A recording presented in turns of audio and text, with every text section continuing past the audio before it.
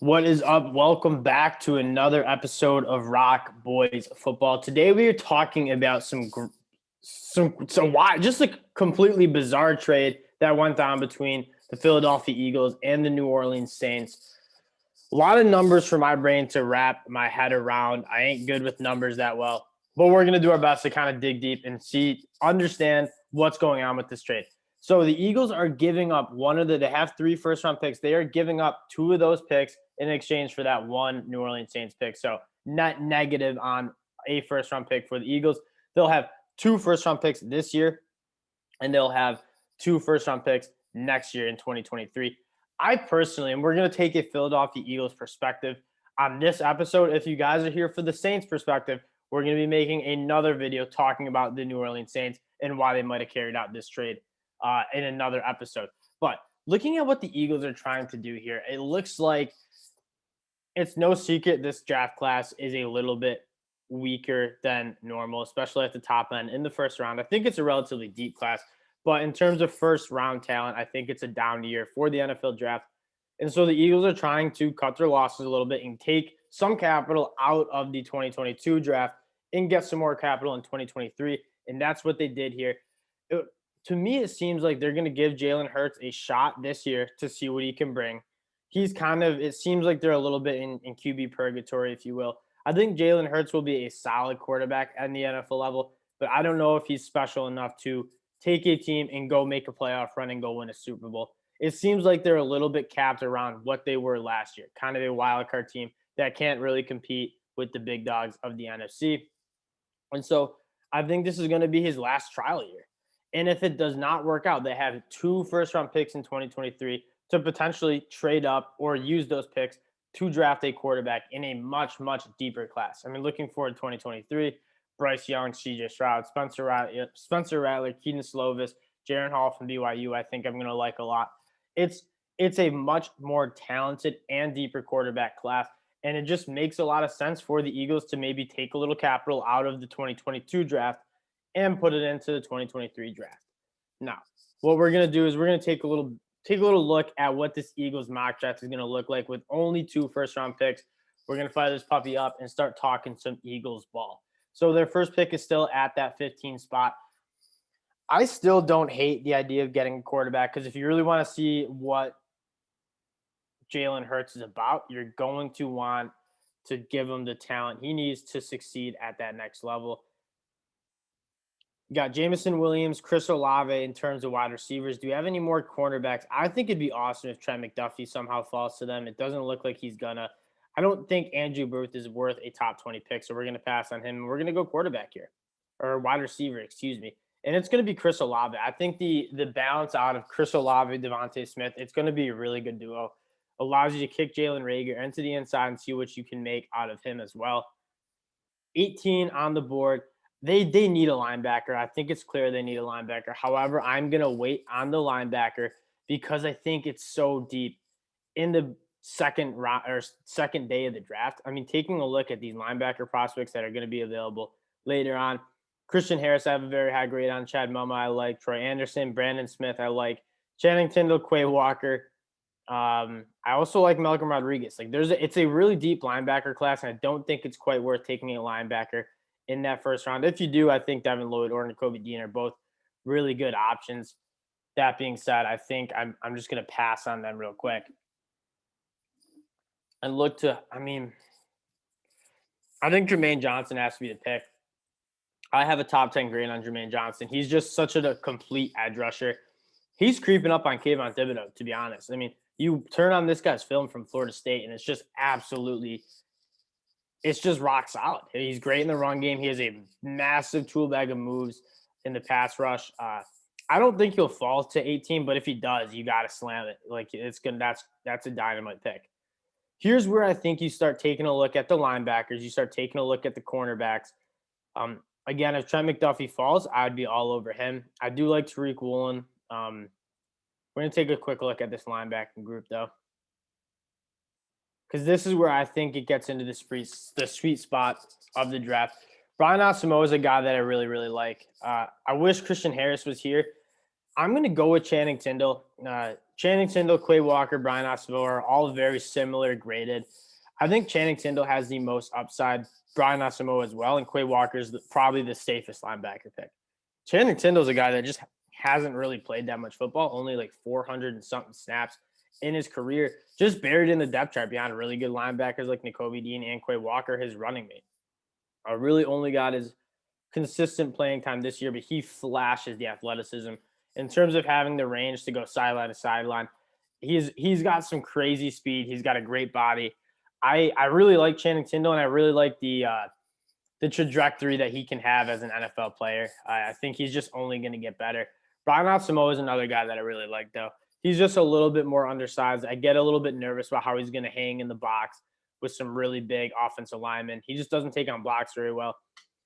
And he kind of requires a really strong defensive front to succeed. So we're going to go with Channing Tindall. I think he's just I've been a huge fan of Channing Tindall for a really long time.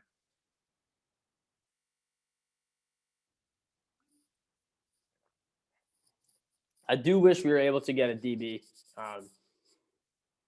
Kind of missed out on those. Roger McCrary would be a good second round pick if he falls. We'll see if anyone's available here that we really like. It might be a Tariq Woolen kind of guy.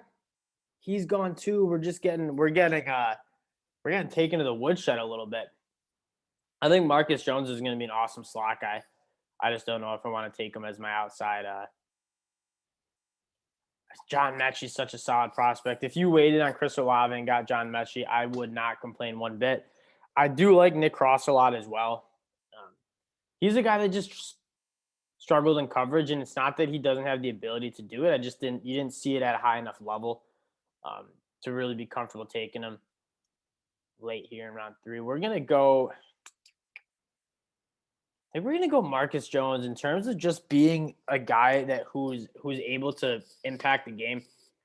He had, I think, 9 interceptions in his career, gets his hands on a lot of balls. He's a smaller guy. He's 5'8". I think he's going to play in that nickel spot, but he's really good, and he just brings a ton of value in the special teams. Like, he's not just good at special teams. He's one of the best special teamers we've seen in the last decade at the college football level. I think he's certainly worth a look, kind of in that round 3 range. All right, looking here at the back end, you could take there's still a few linebackers who will be there that you kind of like at this range. I do like Terrell Bernard. I think he's a little bit small.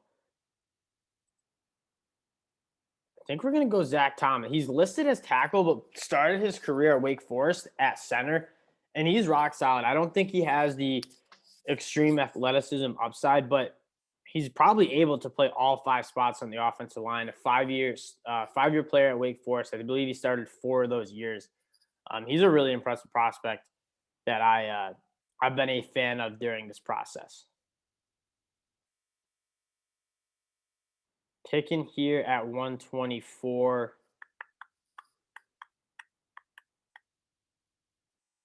Cam Jurgens is a guy if you want to go replace Jason Kelce. Cam Jurgens is actually very interesting because he's probably, if you put him there, he has a very similar game to Jason Kelce, a little bit undersized but very athletic. We did just take Zach Tom, so I'm a little hesitant to go double up on that kind of position because I do think Zach Tom will play in the interior. But I really like the idea that Cam Jurgens and Jason Kelce's game is very similar. God, you guys might hate me, but I might do it. I think I'm gonna do it. I mean, Cam Jurgens is a guy that him and Jason Kelce have they have the same play. Like, they're both really athletic, good movers.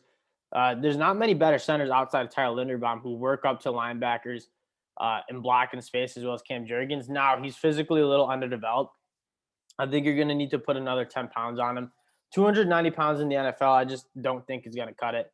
So I think they'll need to do some work on the body. But if you can do some work on the body, he's going to be a really, really good prospect. I think he'll be a really good center at the next level. This could be an idea where you might they have a nice little running back stable. Take a look at some wide receivers that we might like. Yeah, the wide receiver class takes a little bit of a dip. I think we're gonna go get Malcolm Rodriguez if he's still on the board. Yeah, we'll go get Malcolm Rodriguez, the guy that he's growing on me as I keep watching him. State champ wrestler, so he knows how to bring people to the ground. He tackles everything. He's around the football. He's actually a very good athlete when it comes to just straight line speed. He has great instincts. I think he's just a little bit stiff in terms of changing direction, stiff in the hips a little bit. But outside of that, I really like the prospect. Cordell Flat, just like in my opinion, just like you can't draft him. I mean, 6'1", 165. That just ain't gonna cut it. But you can put some weight on that frame, no doubt about it.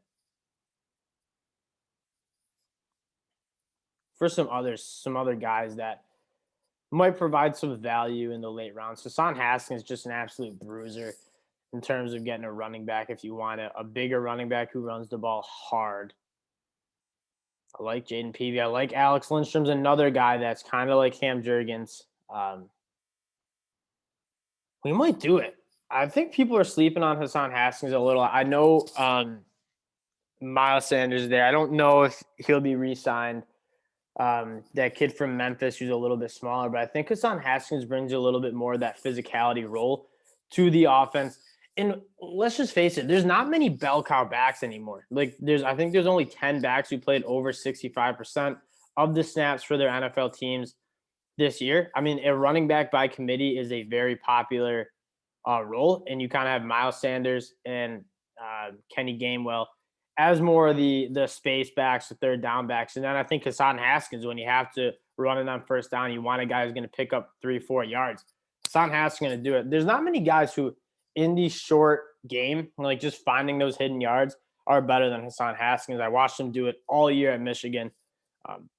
He's just a bruiser. He's like bigger than people give him credit for. I'm pretty high on him. He's not flashy, but he's a bruiser.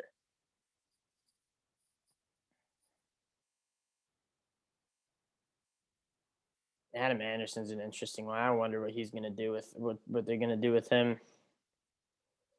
We'll take Dominique Robinson out of Miami of Ohio. Just a more of a value pick. Former quarterback turned wide receiver turned edge. Extremely good get off. He's just new to the game, new to the position. I think he lacks a little bit of that physicality when it comes to playing up front. He's a developmental prospect, but when you're taking guys in the late round 5, round 6, round 7, go get a guy with a high ceiling, especially when you're loading up on draft picks in 2023. Like, you have a runway to get some young talent and see how they can work out. I think he's a guy that you could look to do that with. That's kind of the same approach we're going to take with this round 7 pick.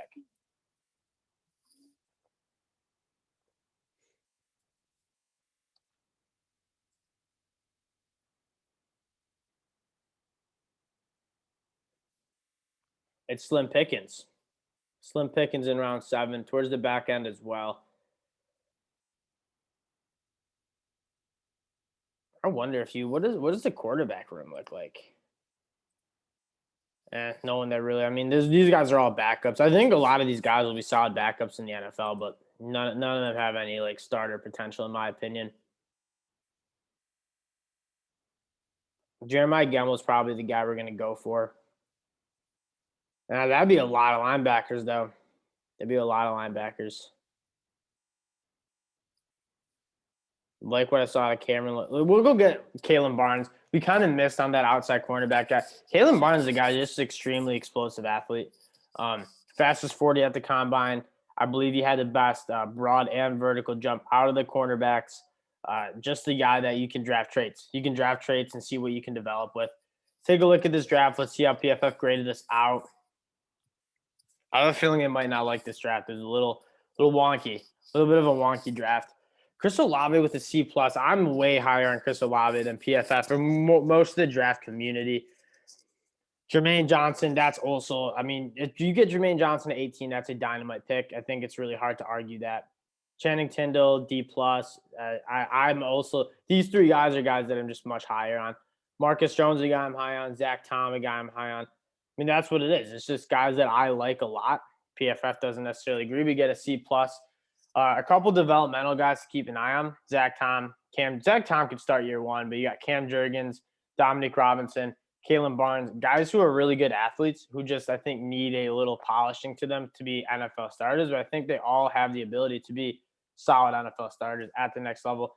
That's a review on the Eagles mock post trade. Let me know, one, what are your thoughts about the trade? Two, how do we do on the mock? Let's talk some players down in the comment section. Let's talk some draft strategy down in the comment section. As usual, appreciate you guys rocking with us and watching the shows. We'll talk to y'all later. Peace.